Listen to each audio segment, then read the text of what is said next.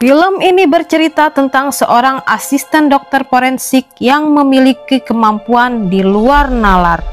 Dia yang setiap harinya bekerja di ruang otopsi ternyata memiliki kelebihan seperti orang indigo. Dia mampu berbicara dan mendengarkan perkataan dari tubuh yang sudah tidak bernyawa. Hingga pada suatu hari dia mendapat masalah karena telah membocorkan rahasia dari suara orang yang telah tiada. Seperti apa kelanjutan kisah film horor kali ini? Ayo pasang headsetnya dan kita mulai ceritanya.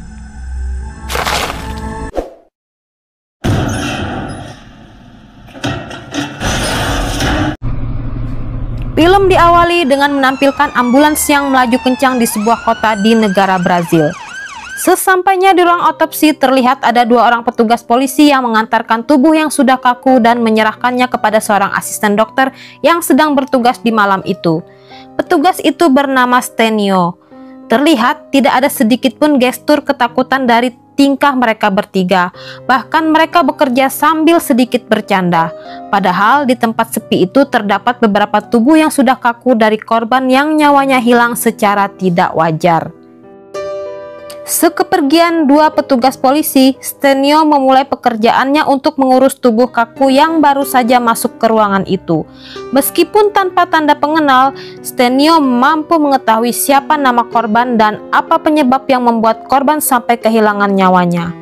Awalnya, kemampuan ini dipergunakan Stenio semata-mata hanya untuk membantu orang agar cepat dikembalikan kepada pihak keluarga. Meskipun sudah bekerja pada bidang yang cukup sulit, tidak serta-merta membuat Stenio mudah mendapatkan uang. Dia sering kesulitan keuangan, bahkan di akhir bulan terkadang dia harus berhutang kepada Jamie untuk membeli roti dan minuman alot.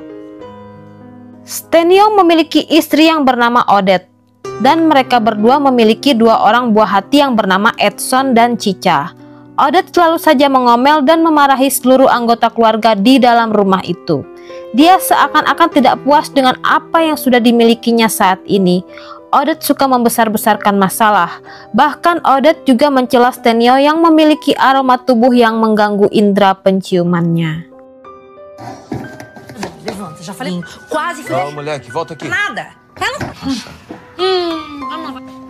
Saat Odette sedang mencuci piring, Stenio yang sudah lama bekerja di shift malam, tiba-tiba pagi itu sangat merindukan kehangatan yang sudah lama tidak didapat dari istri cantiknya itu.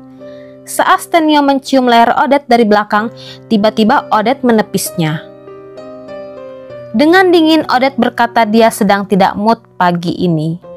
Scene berpindah ke ruang otopsi. Di sana, Stenio membantu Dr. Gup memeriksa sesosok tubuh lagi. Saat tugas malam itu selesai, Dr. Gup pamit pulang lebih awal. Dr. Gup juga berkata, segeralah beristirahat setelah menjahit dan memandikan tubuh kaku itu. Sekepergian Dr. Gup, Stenio mulai percakapan dengan tubuh kaku. Stenio bertanya siapa nama si tubuh kaku. Lalu tubuh kaku itu menjawab kalau dia bernama Sujo. Sembari menjahit di ranjang besi itu, terjadi percakapan yang dalam antara Stenio dan Sujo. Sujo banyak menceritakan rahasia gelapnya di masa lalu.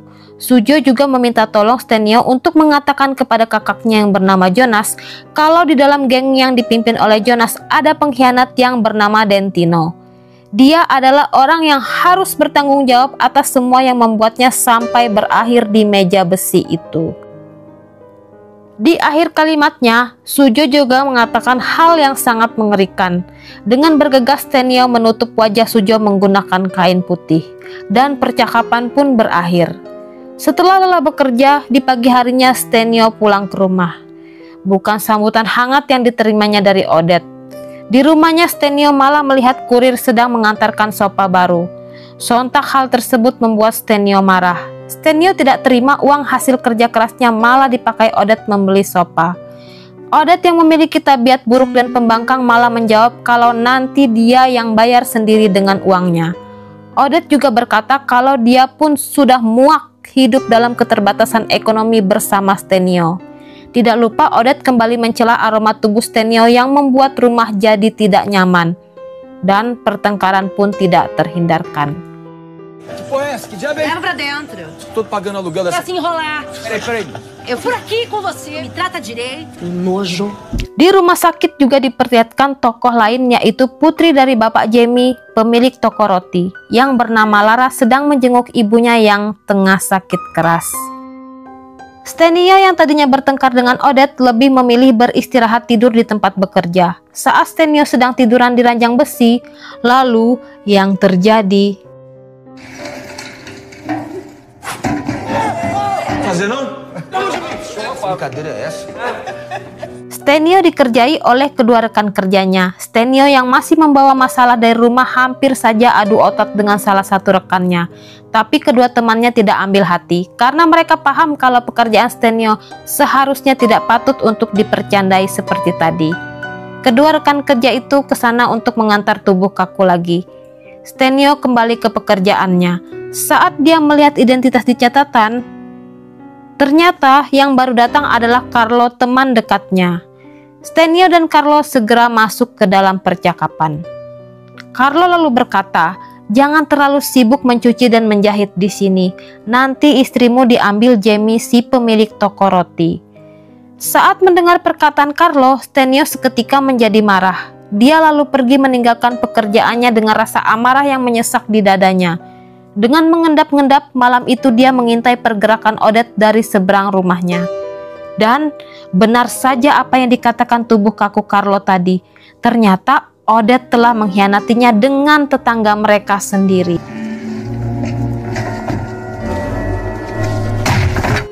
Di pagi hari, Stenio pulang ke rumah seperti biasanya. Seolah-olah dia belum mengetahui apa yang sudah dilakukan Odette tadi malam. Stenio berusaha menghindari berinteraksi dengan Odette. Saat Stenio duduk, Odette pun pergi ke kamar meninggalkan Stenio. Stenio hanya duduk di lantai sambil menatap televisi. Namun, sangat kebetulan layar televisi menampilkan berita tentang kejadian yang menimpa Sujo, salah satu tubuh kaku yang pernah diajak Stenio berbicara tempo hari. Diberitakan di televisi kalau Sujo tewas karena bentrokan antara dua kelompok geng pengendali obat terlarang. Dan sampai saat ini Jonas masih mencari siapa dalang dari penghilangan nyawa adiknya itu. Entah mendapat ide dari mana, Stenio tiba-tiba ingin menemui Jonas dengan maksud memberitahu siapa nama dari pengkhianat itu. Saat Stenio bertemu dengan Jonas, dia menyampaikan sebuah kebohongan. Dia mengaku kalau dirinya adalah teman satu sel saat Sujo dipenjara. Dan mata-mata yang telah menikam Sujo dari belakang bernama Jamie, si pemilik toko roti. Awalnya Jonas tidak percaya dengan semua omong kosong yang dikatakan Stenio. Namun saat Stenio mengatakan kalau dia juga tahu kalau dulu Jonas dan Sujolah yang telah menghilangkan nyawa ayah mereka, sontak saja Jonas menjadi terkejut. Karena dia paham betul kalau rahasia itu hanya dirinya dan Sujo yang tahu. Di sebuah kamar yang remang-remang, Odette dan Jamie melakukan hal yang tidak senonoh. Dengan teganya mereka berdua berkhianat kepada pasangannya masing-masing. Padahal istri Jamie sedang terbaring lemah di rumah sakit.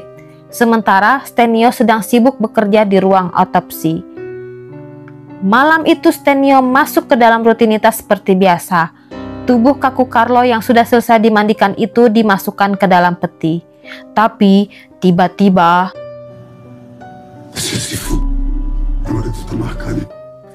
Carlo berkata kalau Stenio telah melakukan kesalahan fatal karena telah membocorkan rahasia orang yang sudah tiada, dan saat ini dia sudah ditandai. Jamie yang telah selesai mencicipi Odette bergegas mengembalikan istri tetangganya itu ke jalan di dekat rumah Stenio. Mereka tidak menyadari kalau malam ini Jonas dan Dentino memantau pergerakan mobil merah milik Jamie. Saat mobil berhenti, lalu yang terjadi...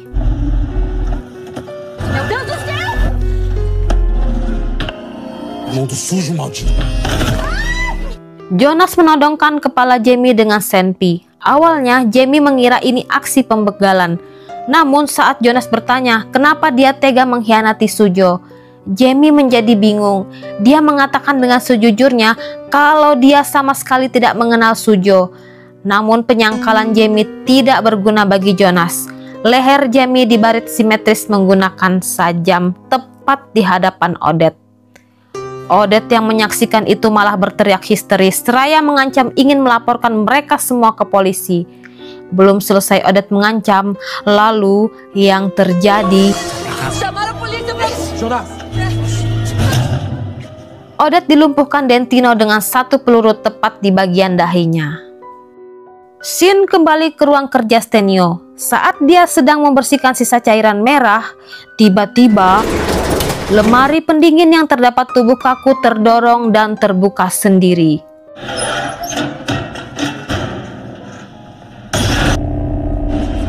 Seusai bekerja, Jamie pulang berjalan kaki menyusuri jalan di dekat rumahnya. Tapi pagi itu tidak seperti pagi-pagi biasanya. Terlihat warga sedang berkerumun dan salah seorang warga berlari menghampiri Stenio. Dia mengatakan kalau Odette sudah tiada. Tubuhnya ditemukan polisi sudah terbujur kaku bersimbah cairan merah di samping tubuh Jamie. Sontak Stenio terkejut. Dia berlari sembari juga memeluk Edson putranya. Meskipun tengah berduka, tapi anehnya malam itu Stenio sendiri yang turun tangan untuk membantu mengotopsi tubuh Odette. Alih-alih serius bekerja, ternyata Stenio yang memiliki kemampuan berbicara dengan tubuh kaku ini malah lanjut berdebat masalah rumah tangga dan pengkhianatan Odette. Sekarang Stenio membalas semua perlakuan Odette dan Jamie. Stenio mengolok-ngolok Odette akan semua aib yang telah diketahuinya. Di akhir pembicaraan, Stenio berkata sangat puas kalau dia tahu telah berhasil mengirimkan Jamie ke neraka. Stenio menertawakan Odette dan tidak lupa dia memasangkan cincin kawin mereka di jari Odette yang sudah membengkak. Stenio mengecup kening Odette untuk yang terakhir kali dan dia pun beranjak pergi dari ruangan itu. Di keesokan harinya, malam itu Dr. Gup dan Stenio mendapat tugas untuk memeriksa tubuh kaku yang ditemukan polisi di semak-semak di dekat hutan. Saat lampu disorot menerangi kedua tubuh kaku itu, seketika Stenio menjadi terkejut. Ternyata itu adalah tubuh dari Jonas dan Dentino.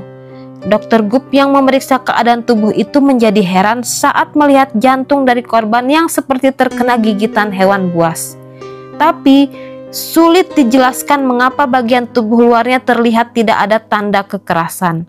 Saat Stenio menyentuh wajah korban, tiba-tiba Dentino berkata, "Semua ini adalah ulah dari wanita itu, dan kamu yang akan mendapat giliran selanjutnya."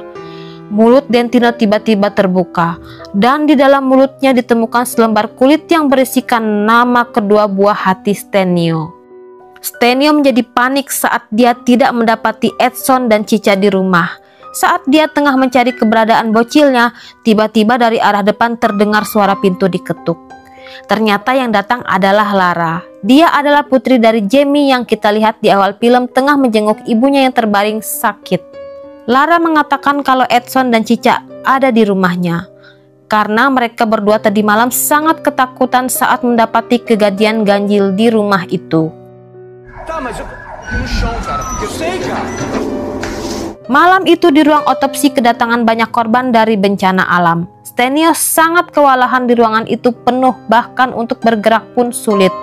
Dr. Gup sangat memerlukan bantuannya, tapi dia malah sangat tertekan karena mendengar rintihan dan suara-suara dari para korban yang dibawa ke ruangan itu. Dia menjadi tidak fokus bekerja hingga menutup kedua telinganya. Lalu yang terjadi,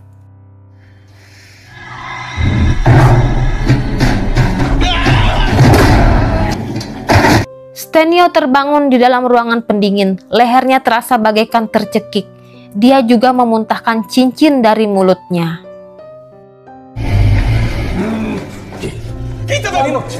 Stenio pulang dalam keadaan demam. Beruntung saat itu ada Lara di sana. Lara diminta untuk menjaga Edson dan Cica di rumah itu. Lara bercerita kalau dia sudah lama mengetahui perselingkuhan ayahnya dengan Odette. Selepas kepergian ayahnya, dia sudah tidak memiliki apa-apa lagi. Bahkan toko roti pun sudah ditutup.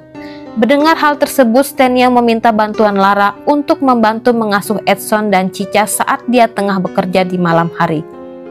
Singkat cerita, malam itu adalah hari pertama Lara mulai menjaga Edson dan Cica di rumah Stenio.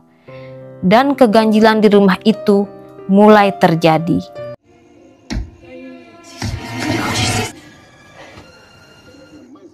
Cica tidur sambil membentur-benturkan kepalanya ke tembok. Wajahnya penuh coretan dari lipstik. Saat Lara memeriksa ruang depan, tiba-tiba dia sangat terheran-heran melihat langit yang penuh dengan oret-oretan yang bertuliskan, "Kau membuatku jijik." Di ruang otopsi, Stenio kembali bekerja. Di malam itu, dia kedatangan korban mutilasi.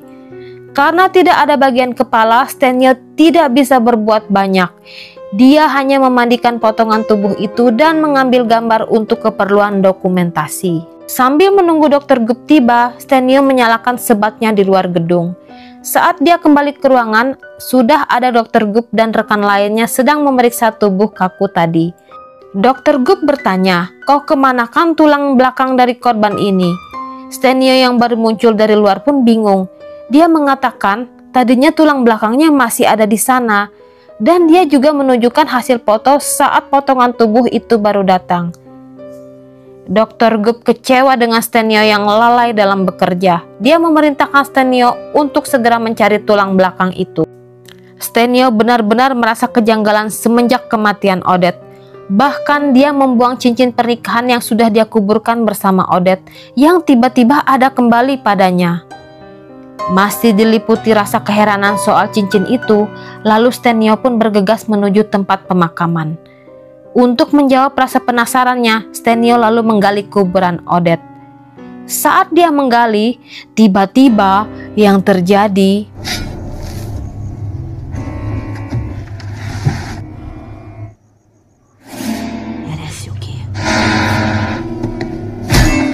Ternyata cincin itu masih melingkar di jari manis Odette. Kepala Stenio dipukul menggunakan skop dan dia dikubur bersama Odette di bawah sana. Untungnya dia berhasil diselamatkan oleh penjaga makam. Di hari Sabtu, Stenio mengadakan pesta perayaan untuk ulang tahun Edson. Sejenak, Edson dan Cica dapat melupakan kepergian ibunya. Di depan tamu undangan, Stenio memberikan kado ulang tahun. Stenio menyuruh Edson bergegas membukanya. Saat kotak itu dibuka, lalu yang terjadi...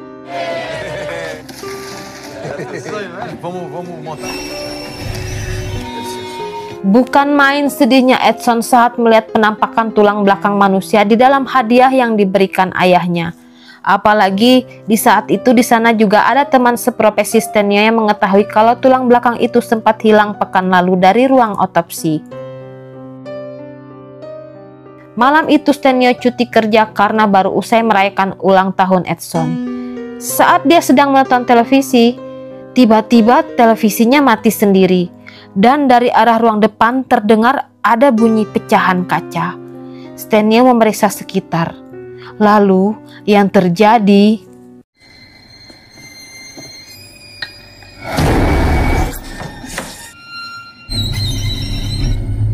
Ruangan itu dipenuhi benang tajam dari layangan yang dirangkai sedemikian rupa. Stenio melihat sekelabat bayangan penampakan Odette. Edson dan Cica ketakutan saat melihat Stenio yang wajahnya terluka. Teror di rumah itu semakin menjadi-jadi. Edson dan Cica menjadi bertambah murung. Namun Stenio yang masih belum memahami arti semua ini tidak bisa melakukan apa-apa. Malam ini di ruang otopsi Stenio hanya duduk-duduk sambil membaca koran. Tiba-tiba lampu padam. Saat Stenio mencoba mencari lampu emergensi, dari dalam toples kaca, kepala Odette tiba-tiba mengajak Stenio untuk berbicara. Odette meminta Stenio untuk mengeksekusi Lara dan dia akan berhenti mengganggu Stenio. Namun jika Stenio menolak, maka Odette akan membawa Edson dan Cica ke tempatnya di alam lain. Stenio meminta tolong kepada Lara untuk membawa Edson dan Cica beberapa hari untuk tinggal di rumahnya. Stenio mengira teror itu hanya terjadi di rumahnya. Namun Stenio salah besar. Meskipun Edson dan Lara sudah berada di rumah Lara, teror itu tetap mengikuti kemanapun mereka pergi. Cica terbangun saat Edson mengajak ke dapur. Padahal itu bukanlah Edson yang sesungguhnya. Edson menyuruh Cica membuka oven roti. Lalu yang terjadi... Edson? Cica ditarik masuk oleh tangan setan dan Cica pun hampir dipanggang di dalam oven. Beruntung Edson dan Lara terbangun dan sigap menyelamatkan Cica. Edson dan Cica malam itu dikembalikan oleh Lara ke rumah Stenio. Saat Lara tertidur di sofa, nyaris saja dia ditikam oleh Stenio yang sudah dihasut oleh bujukan Odette. Untungnya dering ponsel membangunkan Lara. Ternyata itu panggilan dari rumah sakit yang mengabarkan kalau ibunda Lara telah meninggal dunia. Lara dan Stenio bergegas menuju rumah sakit. Lara menangis di samping tubuh ibunya. Di sana juga ada Stenio yang hanya duduk dan terdiam. Suara dari tubuh kaku ibu Lara menyadarkan lamunan Stenio. Ibunda Lara meminta Stenio untuk menjauhi putrinya. Stenio membawa kutukan yang akan menjalar pada orang di sekitarnya. Odette tidak akan beristirahat dengan tenang sebelum berhasil membalaskan dendamnya. Di akhir pembicaraan, ibunda Lara menyuruh untuk menyingkirkan semua barang peninggalan Odette agar dia tidak bisa lagi menjangkau dunia manusia. Stenio membakar semua barang peninggalan milik Odette.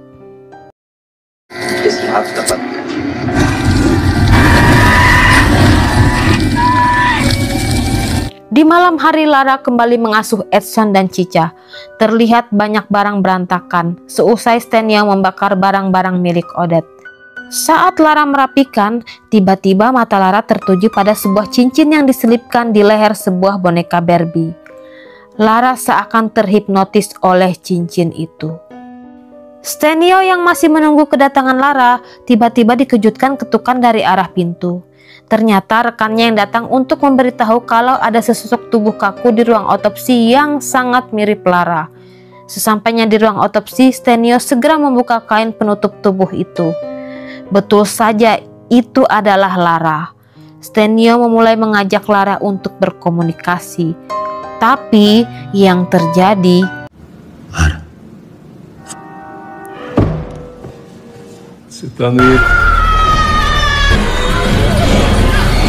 Ternyata Lara mengalami mati suri.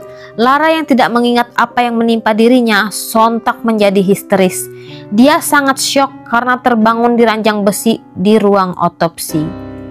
Menurut Dr. Gup, Lara mengalami katalepsi. Karena Lara sudah stabil, Stenio membawa Lara ke rumahnya untuk memulihkan kondisinya yang masih syok. Stenio kembali bekerja di malam itu. Dia meninggalkan Lara bersama kedua anaknya.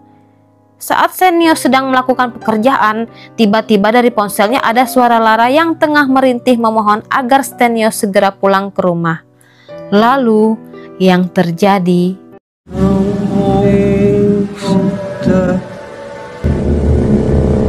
Stenio meninggalkan pekerjaannya, berlari menuju rumahnya. Namun, saat Stenio tiba di rumahnya, terlihat Lara sedang menonton film dewasa. Lara terlihat sangat berbeda malam itu. Dia menjadi sangat agresif dan menggoda Stenio agar mau melakukan adegan dewasa. Saat Stenio larut dalam panasnya adegan itu, tiba-tiba yang terjadi...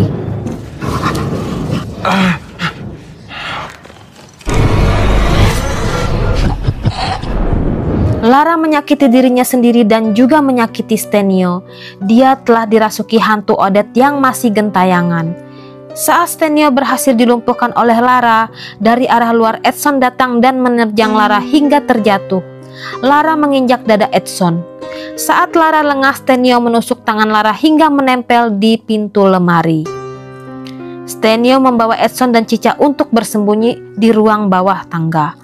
Lara yang berhasil melepaskan tangannya dengan pisau berusaha mencari keberadaan mereka. Kemudian yang terjadi...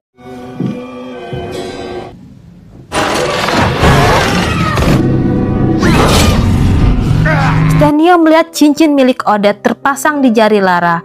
Dengan kasar Stenio mematahkan jari Lara dan mencabut cincin itu. Saat cincin terlepas, seketika pula iblis yang merasuki Lara keluar dari tubuhnya. Kesadaran Lara kembali. Dia menjadi ketakutan saat melihat tubuhnya yang terdapat banyak noda cairan merah. Odette muncul di jendela. Dia meminta Stenio untuk memberikan Lara kepadanya. Dengan tegas Stenio menolak permintaan itu. Stenio ingin mengakhiri semua kesalahan yang telah dia lakukan. Stenio meminta maaf kepada Lara, Edson, dan Cica. Dia juga mengakui bahwa dialah yang telah menghilangkan nyawa Odette dan Jamie. Sekarang dia tidak ingin lagi lari dari perasaan bersalah yang terus menghantuinya selama ini. Stenio memasukkan cincin milik Odette sebagai satu-satunya media yang dapat menghubungkan Odette kepada mereka. Dendam Odette terbalaskan. Stenio berjalan mengikuti Odette, diikuti beberapa korban yang pernah diotopsinya dahulu. Dan film pun selesai. Di akhir film, Stenio sempat berpesan kepada Lara untuk menitipkan kedua buah hatinya. Dan dia juga mengatakan kalau Tuhan tidak akan mengampuni siapapun yang telah mengeksekusi keluarga mereka sendiri. Oke, itu dulu film Nec Semper Morto Nauvala tahun 2018. Film yang berdurasi hampir 2 jam ini sangat mengerikan bila ditonton secara utuh, karena di dalamnya terdapat banyak adegan-adegan yang bisa membuat badan terasa ngilu. Terima kasih ya sudah menonton, sampai jumpa di video menarik lainnya.